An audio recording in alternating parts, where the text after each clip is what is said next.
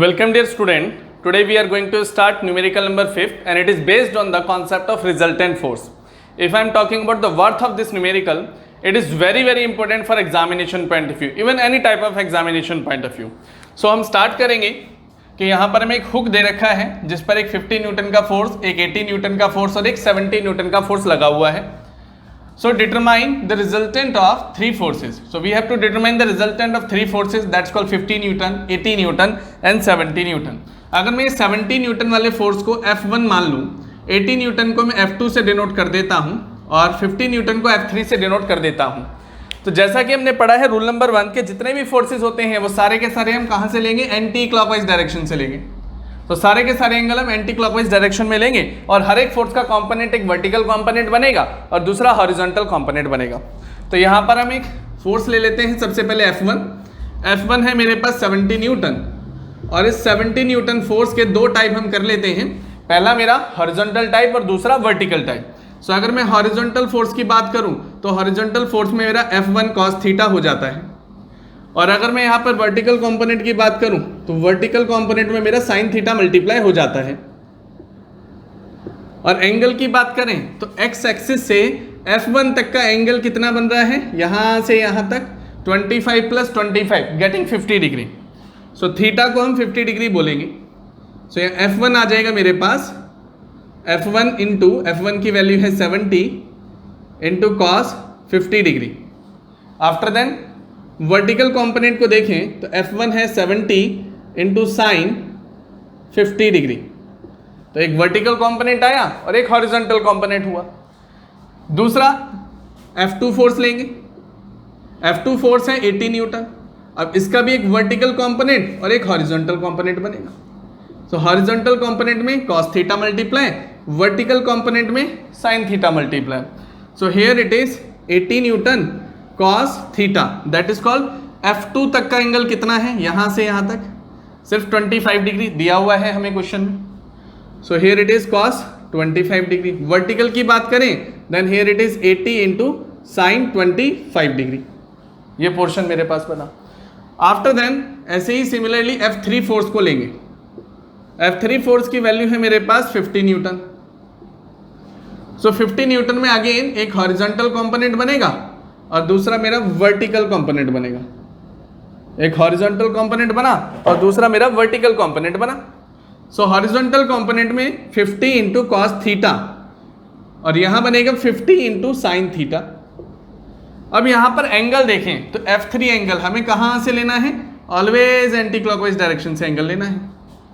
या तो फिर कोऑर्डिनेट सिस्टम भी ले सकते हैं कि जैसा कि हम मैथमेटिक्स में पढ़ चुके हैं कि कोऑर्डिनेट सिस्टम यहाँ पर ऑल पॉजिटिव, यहाँ पे सिर्फ साइन थीटा और कॉस सेक थीटा या टेन थीटा और कॉट थीटा और यहाँ फिर कॉस और सेक थीटा. तो हम बोल सकते हैं कि इस कोऑर्डिनेट में क्या आएगा, पॉजिटिव लेंगे या नेगेटिव लेंगे. लेकिन हम उस मेथड में कंफ्यूज ना होकर, जिसको अगर नहीं आता तो सीधे एंटी क्लॉकवाइज डायरेक्शन में सारे एंगल ले सकते हैं. तो सारे एंगल हम एंटी क्लॉकवाइज डायरेक्शन में लें तो ये वाला एंगल कितना होगा, टोटल 360 होता है. तो 360 डिग्री में से 45 डिग्री हटा दो तो मेरे पास ये बचा हुआ एंगल आ जाएगा. तो यहाँ से एंटी क्लॉकवाइज डायरेक्शन में 45 डिग्री है, दैट मीन्स यहाँ से यहाँ तक का एंगल ये 270 डिग्री होता है.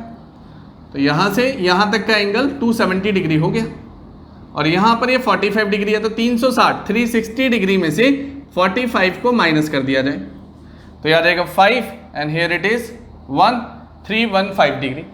तो यहाँ लिखेंगे थीटा की जगह 50 इंटू कॉस 315 डिग्री, यहाँ पर ये 50 इंटू साइन 315 डिग्री. सो अब हम नेट वर्टिकल फोर्सेस और नेट हॉरिजॉन्टल फोर्सेस निकाल सकते हैं बाय द कैलकुलेशन. सो अगर हम कैलसी की हेल्प से न्यूमेरिकल को सॉल्व करें तो मेरे पास 70 cos 50 डिग्री की वैल्यू कितनी आ रही है, 70 इंटू कॉस 50 डिग्री की वैल्यू आ गई यहाँ पर 44.99 न्यूटन.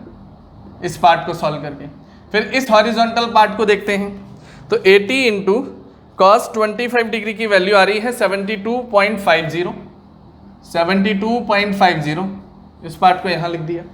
फिर उसके बाद 50 cos 315 की देखें, 50 cos 315 डिग्री की वैल्यू आ रही है 35.35 न्यूटन. तो इन तीनों को प्लस करके मेरे पास नेट हॉरिजॉन्टल फोर्स आ जाएगा. इन तीनों को प्लस कर दिया जाए, तो इन तीनों को प्लस करेंगे तो 72.50 एंड प्लस 44.99, तो हेयर इट इज 152.84 न्यूटन। ये पोर्शन मेरे पास बना। फिर आते हैं उससे अगले पोर्शन पर, वर्टिकल फोर्सेस पर। तो वर्टिकल फोर्सेस की कैलकुलेशन की जाए तो 70 साइन 50 डिग्री की वैल्यू क्या रहेगी, 70 इंटू साइन 50 डिग्री, ये होगा मेरे पास 53.62 न्यूटन। फिर नीचे आते हैं 80 साइन 25, 80 इंटू साइन 25 डिग्री की वैल्यू 33.80 न्यूटन। फिर आते हैं 5315 पर, तो 50 into sine 315 degree, then it will be negative of -35.35 newton. अगर मैं इन तीनों का समेशन कर दूं तो मेरे पास समेशन ऑफ वर्टिकल फोर्स आएगा। तो इन तीनों का समेशन करें तो प्लस में 33.80 एंड प्लस 53.62, देन ये आ जाएगा मेरे पास 52.064। तो वर्टिकल फोर्स और हॉरिजॉन्टल फोर्स का समेशन मेरे पास है। अब नेक्स्ट स्टेप हमारा क्या होना चाहिए, ग्राफ ड्रॉ करेंगे रिजल्टेंट फोर्स निकालने के लिए, एक वाई एक्सिस और एक एक्स एक्सिस। तो वाई एक्सिस हमारा एसोसिएट होता है वर्टिकल फोर्स से, हॉरिजॉन्टल एक्स एक्सिस से। तो हॉरिजॉन्टल भी पॉजिटिव है और वर्टिकल भी यहाँ पर पॉजिटिव है, हॉरिजॉन्टल एंड वर्टिकल दोनों पॉजिटिव। दैट मीन्स यहाँ से यहाँ तक मैं मान लेता हूँ हॉरिजॉन्टल 152.84, ये एक मैग्नीट्यूड आ गया हॉरिजॉन्टल फोर्स का। वर्टिकल फोर्स का भी पॉजिटिव है, तो मान लेते हैं यहाँ वर्टिकल फोर्स का मैग्नीट्यूड है 52.064। सो उसके बाद मुझे इसका रिजल्टेंट निकालना है, एक वेक्टर यहाँ लगा और एक वेक्टर यहाँ लगा, तो इसका रिजल्टेंट एकदम बीचों बीच ही बनेगा। इसका रिजल्टेंट पार्ट एकदम बीचों बीच बनेगा। तो इस रिजल्टेंट पार्ट को हम कैलकुलेट करेंगे। तो ये R निकालना है, अगर ये 52.64 है तो ये पार्ट भी 52.64 हुआ और ये पार्ट 52.84 हुआ यहाँ तक। तो ये पाइथागोरस थ्योरम से हम इसे सॉल्व कर सकते हैं। Here it is resultant square is equal to 152.84 raise to power 2 then plus 52.064 raise to power 2। इसे कैलकुलेट किया जाए तो देखते हैं आंसर क्या आएगा। 152.84 raise to power 2, then it will be 23360. It is 23360.06। फिर इसके बाद 52.064 रेज़ टू पावर 2 किया जाए तो आ रहा है 2710.66। एडिशन में फिर इसका रूट ले लिया जाए तो then answer will be 161, root लेने के बाद 161.46 न्यूटन, ये मेरे पास रिजल्टेंट आया। तो रिजल्टेंट की वैल्यू 161.46 न्यूटन आ गई। तो पहला जो हमें रिजल्टेंट फोर्स निकालना था वो हम कर चुके। अब हमें अल्फा निकालना है, और अल्फा क्या होता था हमेशा, अल्फा वो वैल्यू होती थी जो एक्स एक्सिस से रिजल्टेंट तक के पार्ट में बनाई जाती थी। तो एक्स एक्सिस से लेकर रिजल्टेंट तक का जो एंगल मेजर करती है वैल्यू, उसी वैल्यू को हम अल्फा बोलते हैं। ये वैल्यू अल्फा। अगर ये थीटा या अल्फा जो मुझे निकालना है तो मुझे P गिवन है और मुझे B गिवन है, तो tan अल्फा हम निकाल पाएंगे। सो tan अल्फा की वैल्यू कितनी निकलेगी, लेट्स सी। तो इस पार्ट को मैं रब कर दे रहा हूं।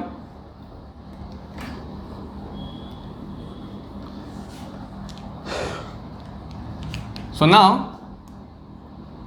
tan alpha is equal to P by B, तो 52.64 divided by base is 152.84। So alpha is equal to tan inverse 52.064 divided by 152.84।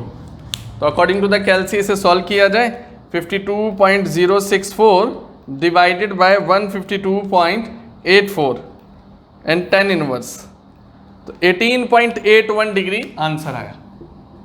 18.81 degree answer आया। So I hope you understand it. Again इसको समराइज करते हैं। हमारे पास एक hook दिया हुआ था, उस हुक पर 3 तरीके के फोर्स लगे हुए थे। उन तीन तरीकों के जो फोर्स लगे थे 70, 80 और 50, इन तीनों पर हमने हॉरिजॉन्टल और वर्टिकल निकाला, हॉरिजॉन्टल फोर्सेस का समीशन किया, वर्टिकल फोर्सेस का समीशन किया, देन टोटल हॉरिजॉन्टल फोर्स मेरे पास आए, टोटल वर्टिकल फोर्स मेरे पास आए, देन उसके बाद हमने यहाँ पर पाइथागोरस थ्योरम से रिजल्टेंट फोर्स निकाल दिया। वैसे अगर आप कुछ बुक्स में देखेंगे तो रिजल्टेंट फोर्स का डायरेक्ट फॉर्मूला लिखा होता है, it is under root summation of horizontal force and summation of vertical force, तो ये वही तो है Pythagoras theorem. So resultant force निकालने के बाद फिर हमें अल्फा निकालना था। सो अल्फा की वैल्यू क्या होगी, एक्स एक्सिस से जितना डिग्री रिजल्टेंट तक बनेगा, दैट्स कॉल्ड अल्फा। तो अल्फा की वैल्यू के लिए पी बाई बी लगाया, tan इनवर्स 18.81 हमारे पास आया। So I hope you understand this numerical very well. So लौटेंगे कुछ और न्यूमेरिकल के साथ, कुछ नए न्यूमेरिकल के साथ, तब तक के लिए